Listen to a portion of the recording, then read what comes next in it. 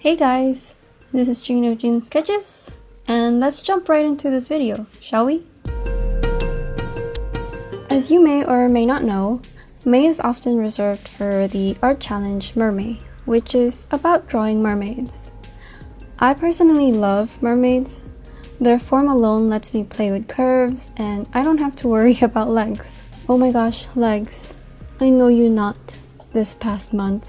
Just to be clear, I completely enjoyed this challenge this year despite the downs I went through midway. I mean, in true June Sketches fashion, my month went by with many hitches. Many. But before I get into the lows of the month, let me tell you about the ups. So I started off Mermay on May 6th, trying to follow a prompt I came across. Here, I'm creating a white seahorse, which is actually an endangered species. That's the entire theme of the prompt I found. I was thrilled to start my Mermay with this white seahorse because when I was making my Pinterest board of inspiration for Mermay, I saw this really cute white-ish seahorse that I immediately thought that I would draw in the future for Mermay. And this prompt and that sort of wish to do that painting really coincided together, and it was a good excuse to do it. Along the way, I did end up straying from the image I saw from Pinterest, and the art took a life of its own, but I definitely wanted that pastel and bright feel that the image had, which I was able to keep by doing a color swatch. I haven't really done color swatches in a long time, but doing it here reminded me how helpful it is. Seeing how colors work or don't work before tackling the final piece is quite nice, and it's part of the process that I'd like to keep up with as best I can. That aspect for this piece is probably my favorite part because I got to use colors I don't normally use. At least color combination is what I mean. Moving on to my second piece, I decided to tackle a redraw. This redraw is an emotional piece for me, as the original was supposed to be a representation of the person I am versus the person I wanted to be. The original was made about 2-3 years back, something like that, and I was still struggling so much with depression at the time. I wasn't happy with a lot of things. It's difficult to be specific about it as different things sort of piled over each other, and this piece was drawn as sort of a plea to myself. This remake is more about a sisterhood and definitely departs from the idea of the original in that sense. For this piece, I adopt the whole color swatching technique to play around with the colors I had in mind and to see how I can explore more with my colors. For sure, this piece was a really exciting draw. I had a lot of fun doing the line art because everything before it came to me so easily. Plus, I felt at the time that I had truly evolved and improved as an artist. Just the sketch alone showed my growth in the past 2 years. This second piece was such an eye-opener and good direction to continue my Mermay journey this year. So far, both pieces have shown me how exactly my art is changing and evolving. It's an interesting idea. Concept? It's interesting to see how my art has developed. As to why it developed in such a way, I definitely am touching back base on my anime inspirations, while also trying to give some bits of realism, albeit poorly or unnoticeable. But I will get there. Sooner or later. What is noticeable is the ease in expressing expressions. I start to showcase a bit more playfulness by my fifth piece, but I'm jumping the gun here as we're only inching closer to the third. To finish off my thoughts on the second piece, I am attached to the two figures in the same way I was attached to them originally, because I have this headcanon story idea behind this piece. The purple girl is a koi fish while the pink girl is a pink dolphin. One is freshwater and the other is saltwater. If you couldn't tell from that already, the koi fish is in an entirely toxic environment for them, but she's already there, and so the pink dolphin is trying to convince her to look at the upside of the situation instead. And though the idea of them being reflections of me is no longer in play, it still encompasses the bigger story of someone suffering and another person not entirely understanding the gravity of the situation and simply trying to live the best of their life. On one hand, it sounds bad, but on the other, good for them, right? Basically, that's part of my interpretation of the mental illness as a whole. Not the entirety, but a good enough summary, I suppose. While I spent a lot of time playing with the first two, the third piece, or the fourth technically, came to me much easier. For a good chunk of this piece, I knew I wanted to dial down on time spent because I was feeling a little drained. Still, I was excited to add it to the collection.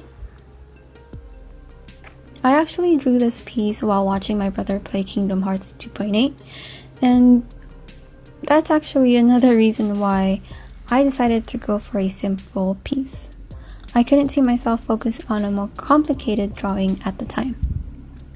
Taking game time as a more serious, important aspect rather than me actually drawing. But you would know that I love Kingdom Hearts if you watched my little fan art of Kairi.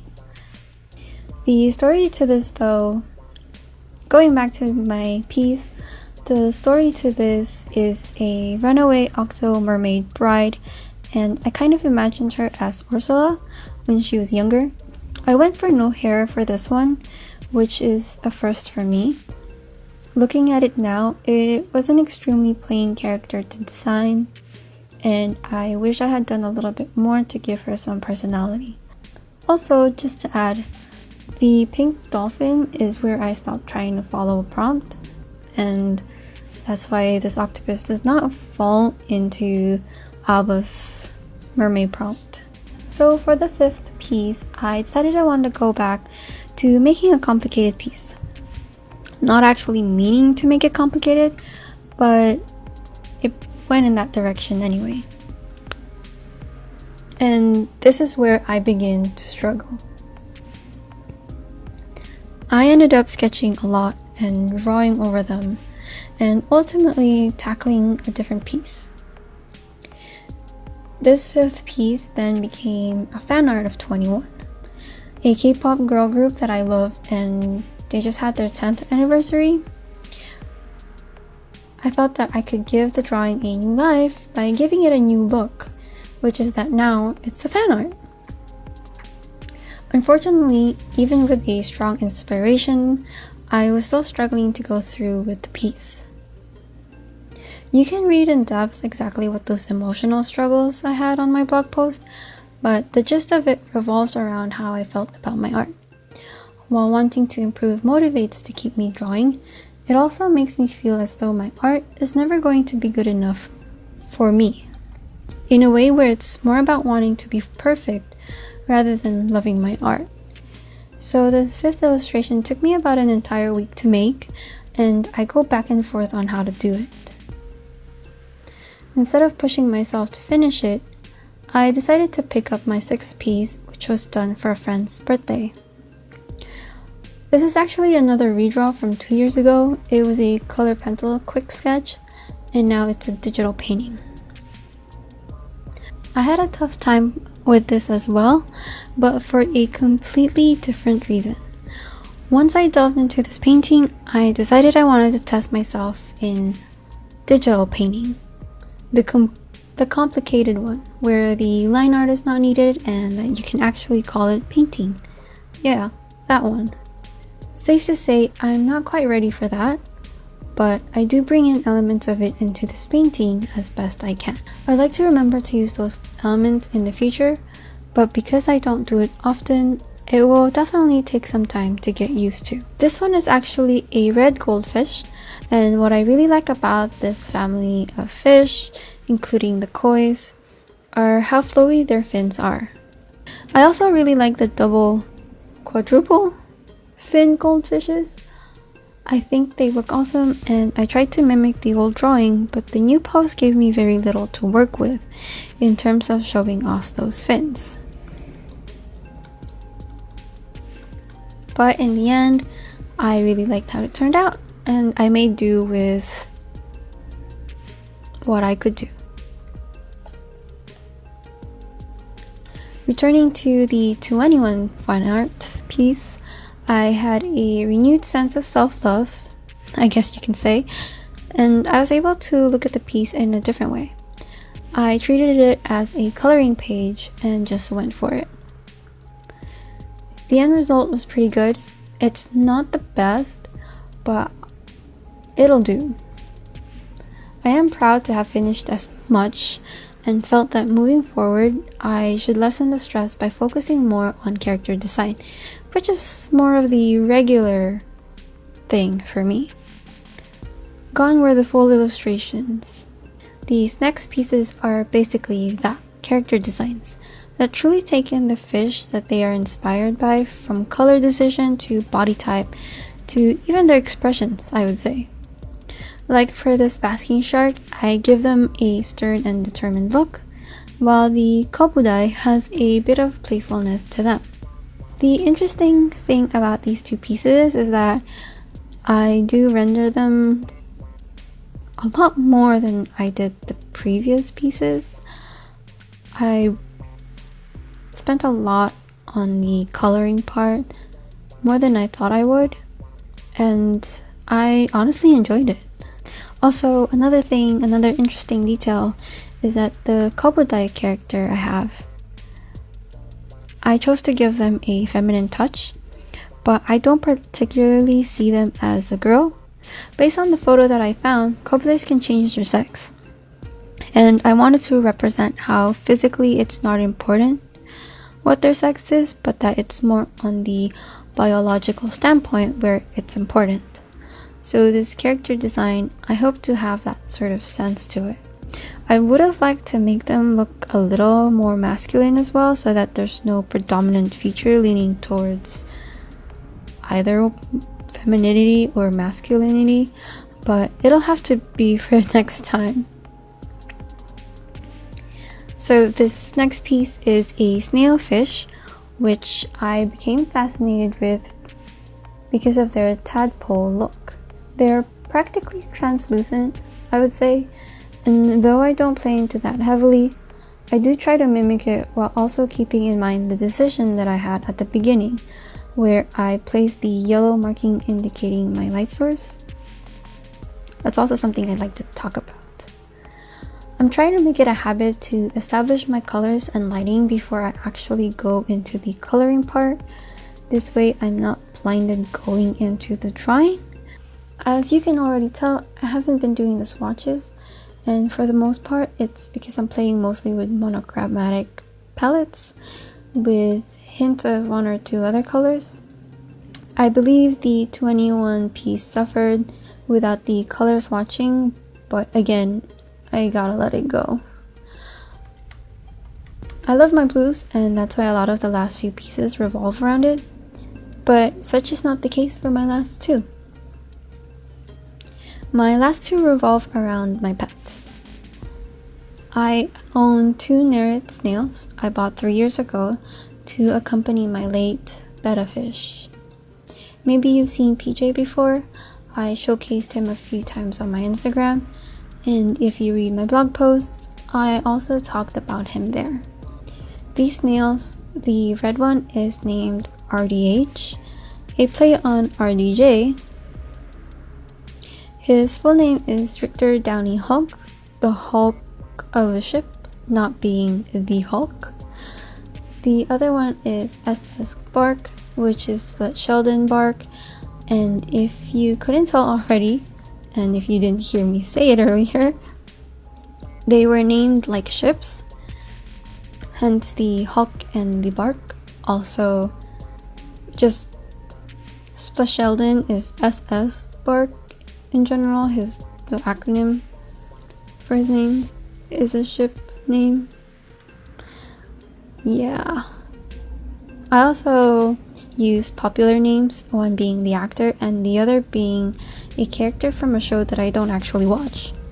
So there's that. My original drawing of these two is from when I first bought them. They were young and small, around maybe half a year in age. Now that they're adults in snail age, I did remake their character designs to be older. Now they're these handsome snails. I do call them he, but snails I think are gender neutral. Don't quote me on that. I had a lot of fun playing their composition, their poses, and recreating them as I'd wanted to do for a while. Unfortunately, I failed to record part of my coloring for this piece, so yeah. It really bummed me to know that I didn't have it, because I was hoping to create full speed paints for each individual paintings. And again, unfortunately, the same thing happens to my last piece, which my last piece is my bed of fish PJ. Because I thought that during this month, this May, touched on a part of me that I had lost a long time ago and had to bring back to create a more balanced work ethic. And because I didn't go into depth about my struggles, it's a bit difficult to explain here. Just that sometimes growing means bringing aspects of ourselves that were always good but were tainted by the bad at the time. Does that make sense? It's a balance, okay? And I wanted to end my Mermay with a touch of emotional connection, since the entire point of the challenge for me this year was to improve. And how much more personal can drawing get than bringing the technical aspect with the emotional wise? I'm talking in riddles, huh? What I mean is, wanting to improve skill-wise is not the only thing that makes an artist. It's also their emotions that they bring into the table. PJ, named after the great Pudge the Fish, and as a joke, named after my close friend. This PJ piece was unintentional at first. I knew I wanted to draw a mermaid with flowy fins, because as I said, I really like that about certain fish.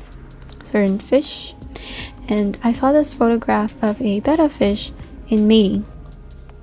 I think they look lovely on a daily basis, but that photograph just reminded me so much of when PJ was alive and thriving, and I remembered how beautiful his blue fins were. I think as an end to the month, I made some key decisions that I wouldn't redo at all. Throughout the month, I saw myself improve not only in drawing like I had intended, but my perception of these struggles improved as well. I know I go through these cathartic moments on a monthly basis, but I thought it was very important this month to have a sense of accomplishment that I can be truly proud of. I'm glad that I was able to do this challenge this year, as last year I was preoccupied with my sister's wedding. It was such a joy to flex those creative muscles and to challenge myself in different techniques. I hope to do Mermay next year again, or a different May challenge, but I think for this first half of the year, this will be my last big art challenge. Thanks for watching. Here are the 10 paintings once again. I hope you enjoyed this video. Remember to hit that like button and subscribe if you haven't. My content will, be consistently be like this from now on. It gives me a lot to talk about, and I feel that I can delve into the hows and whys of my art better this way. So yeah, thanks again. I'll see you on the next video. Bye!